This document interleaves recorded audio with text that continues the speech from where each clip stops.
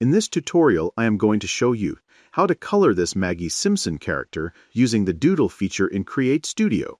I am using this character because she only has 4 colors and is a pretty recognizable character.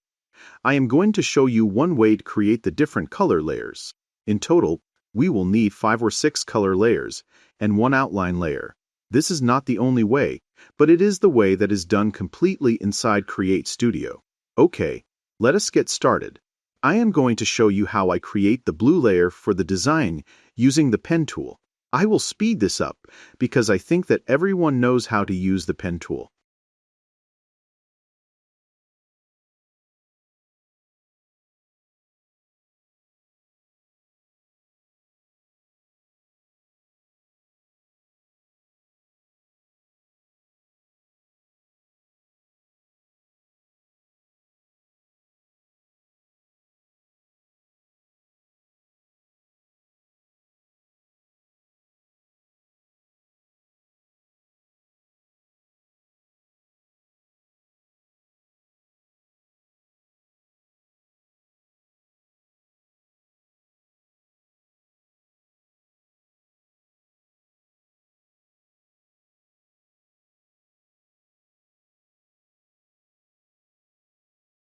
Once I create the color layer, I convert it into a PNG, and then I delete the pen layer.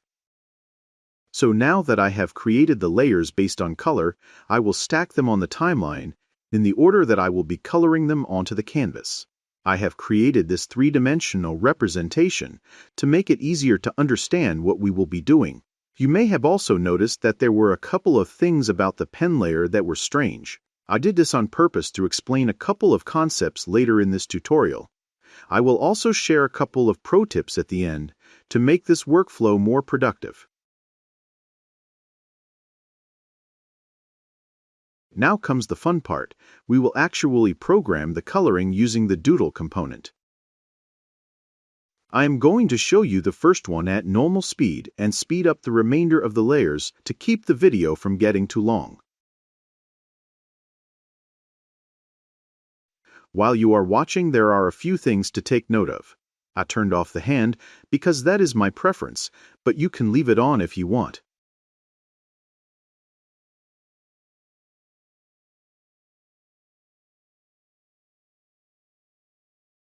I switch from automatic to manual mode.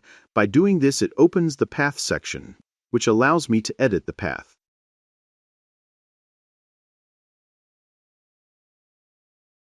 I have made the masking part of the path thinner, and then deleted the path by clicking on the clear button. I want the animation to look more natural, like it is really being colored in. As I hold the Control key and click with my mouse, there are new path points added. Do not worry about getting the exact locations of the path point, because you can go back and move them easily, and even increase the width of the mask path if needed. A word of warning: if you go back and you click on the automatic button, you will erase the new path you created. If you need to delete just one point, you can press Shift and Control keys while clicking on the point you want to delete. Once I finish creating all the points, I click on the timeline to activate the Doodle component, and I stretch out the component to about 3 seconds and test to see if it looks good. I am happy with the result, so I will move on to the next section. Here is one of the pro tips. Before you start, take the outline that you created and put it on the stage first, then stack all of your colors onto it, so everything is positioned and sized correctly. Here is another pro tip. Arrange your layer colors from back to front, as you saw in my 3D graphic from earlier in the video. This is the reason that Maggie's pajamas and bow are on separate layers, even though they are the same color, because the pajamas are under her yellow skin and the bow goes over her yellow skin. Another pro tip is that if you are going to place one color over another one, you do not have to be exact with the color underneath. When I created the blue pajama layer, the area for Maggie's hands is not cut out for her left hand, and I did not shape the area for her right hand because I knew they would be covered up.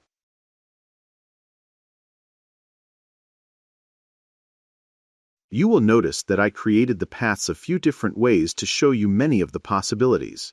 I change the path thickness and make it thinner for a couple of the layers to give it more of a coloring feel. Some of them I delete the whole path using the clear button and recreate it from scratch using the control-click option. Some of them I change the path so it is not just a left-right stroke, but rather it is colored from the outside edges inward. The possibilities are endless.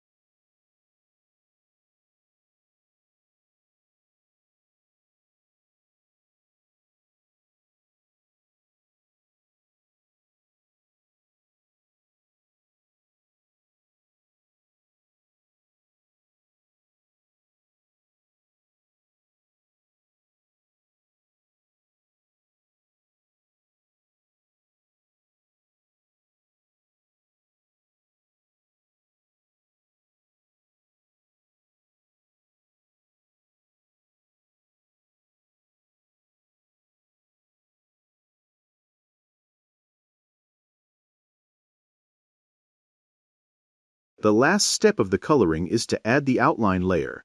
Here you can see that I reduced the width of the mask path, and I modified the points so that they are not masking in areas where they are not needed.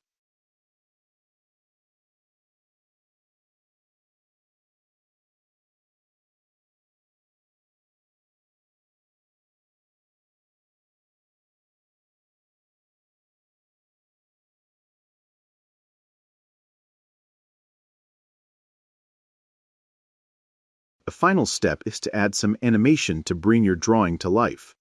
I use Video Express for this. It has an image-to-video feature.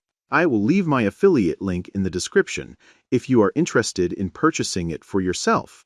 Now all you need to do is to take an image capture of the completed drawing in the correct aspect ratio. In this case it is 16 by 9, and use that as the image in Video Express. Once the video is rendered, you bring it back to Create Studio and place it at the end of your Doodle drawing, and it will start to animate.